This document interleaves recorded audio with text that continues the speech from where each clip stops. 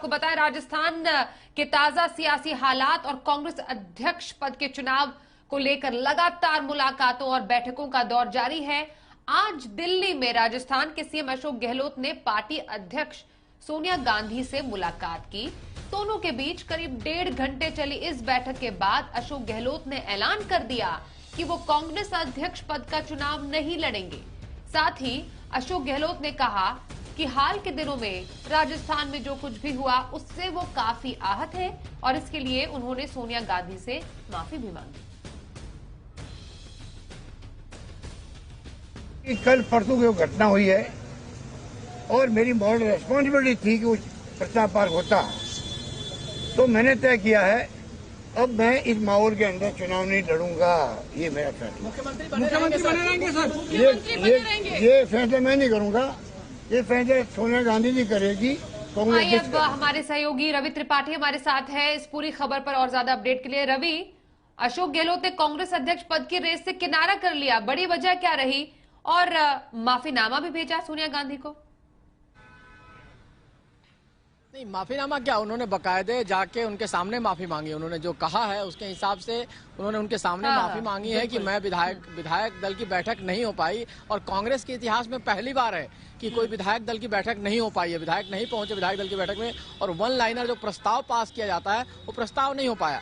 इसके लिए उन्होंने माफी मांगी। दूसरी बात जो उन्होंने कही कि मैं अध्यक्ष पद का चुनाव नहीं लड़ूंगा। आप अगर देखिए तो जो लैंग्वेज है उनका, उससे लग रहा है कि वो लड़ना भी नहीं चाहते थे और उन्होंने सीधे मना कर दिया कि अध्यक्ष पद का चुनाव नहीं लड़ूंगा। तीसरी बात मुख्यमंत्री पद के को लेकर है कि मुख्यमंत्री वो बने रहेंगे नहीं। जब उनसे सवाल पूछा जाता है तो वो कहते हैं कि मैं ये फैसला आला कमान को लेना है, और अगर ये फैसला हो चुका होता तो शायद उसी समय वो ऐलान भी कर देते। कुछ चर्चा आ रही है गलियारे में कि उन्होंने इस्तीफे की पेशकश की थी, हालांकि उन्होंने पहले ही बताया कि अगस्त महीने में ही उन्होंने ये पेशकश किया हुआ आला कमान को कि मेरा इस्तीफा आप ले लीजिए, किसी को मुख्यमंत्री बना दीजिए। 102 विधायक, जो जब सचिन पायलट ने बगावत की थी उस वक्त जो 102 विधायक पार्टी के साथ खड़े थे, अशोक गहलोत के साथ खड़े थे, उनमें से किसी एक को आप बना दीजिए, मुझे कोई दिक्कत नहीं है। उनको दिक्कत है तो सिर्फ सचिन पायलट से दिक्कत है। सचिन पायलट को मुख्यमंत्री नहीं बनने देना चाहते हैं। इसी वजह से उन्होंने राष्ट्रीय अध्यक्ष पद के चुनाव लड़ने से मना कर दिया, क्योंकि इस चीज पर अड़े रहे कि मुख्यमंत्री की कुर्सी मैं सचिन पायलट के लिए नहीं छोड़ूंगा। ये खबर भी सुबह मैंने चलाई थी। कुल मिलाजुला के मानिए कि अशोक गहलोत को ये पता चल गया था कि उनको राष्ट्रीय अध्यक्ष का चुनाव लड़ाकर पार्टी में कहीं ना कहीं किनारा लगाने की तैयारी है और राजस्थान से उनको अलग करने की तैयारी है। तो कम से कम जो उनकी मजबूत ग्राउंड है, जो उनका मजबूत ग्राउंड है राजस्थान, वो उसको नहीं छोड़े, वहां बने रहें। बतौर मुख्यमंत्री बने रहेंगे तो जो उनके लॉयलिस्ट मंत्री हैं चाहे विधायक हैं उनको वो सेव करके रख पाएंगे और उनमें एक मैसेज आएगा कि उनको उन्होंने बचा लिया। नहीं तो अगर सचिन पायलट को कुर्सी जाती है तो उनके लॉयलिस्ट जो विधायक हैं चाहे मंत्री हैं उन पे गाज गिर सकती है। आने वाले समय में जब चुनाव होगा तो उनको टिकट नहीं मिलेगा। इस डर के मारे विधायक एकजुट इनके साथ हैं और ये अशोक गहलोत की मजबूरी भी है कि जो लोग उनके साथ उनके बुरे वक्त में खड़े थे उनको आज उनके साथ खड़े होना उनकी मजबूरी है। और इसी वजह से उन्होंने जो अध्यक्ष पद का रेस था उसमें आने से मना किया और मुख्यमंत्री की कुर्सी अब पार्टी आलाकमान पे तय करता है, क्योंकि मुख्यमंत्री की कुर्सी पर अगर पार्टी आलाकमान की तरफ से कोई फैसला होता है सचिन पायलट को लाने का, तो आपको एक बात बताना चाहता हूं कि राजस्थान में फिर सरकार गिरना लगभग तय माना जाएगा। अशोक गहलोत के जो विधायक हैं वो हर हाल में किसी भी हाल में सचिन पायलट को सीएम नहीं बनने देंगे और उसमें दो तरह की दिक्कत आएगी। पहली दिक्कत आएगी कि सिग्नेचर कैंपेन कराकर जब राज्यपाल को देते हैं आप कि हमारे साथ इतने विधायक हैं, उसके लिए सचिन पायलट को दिक्कत आएगी।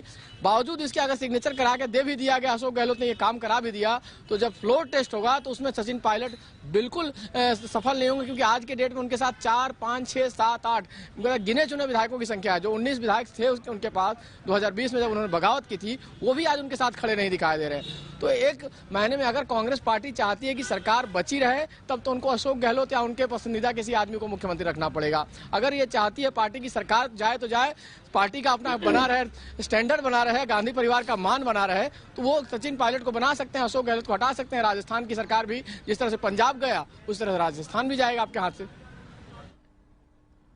बिल्कुल, बात तो यहाँ पर सुगबुगाहट हो रही थी कि कांग्रेस अध्यक्ष कौन बनेगा। अब यहाँ पर राजस्थान की कुर्सी बचाने की तक की नौबत आ गई है। रवि, एक और सवाल आपसे यही होगा कि अब कांग्रेस अध्यक्ष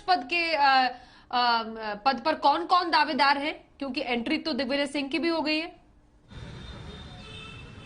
बिल्कुल बिल्कुल। देखिए, दिग्विजय सिंह एक बड़े दावेदार हैं। दिग्विजय सिंह ने आज नामांकन फॉर्म लिया है, कल नामांकन फॉर्म अपना दाखिल करेंगे। लेकिन अभी तक जो फॉर्म लेने वाले लोग हैं उसमें से शशि थरूर हैं, दिग्विजय सिंह हैं, मीरा कुमार हैं, एक केएन त्रिपाठी झारखंड के नेता है, मंत्री हुआ करते थे, उन्होंने लिया है।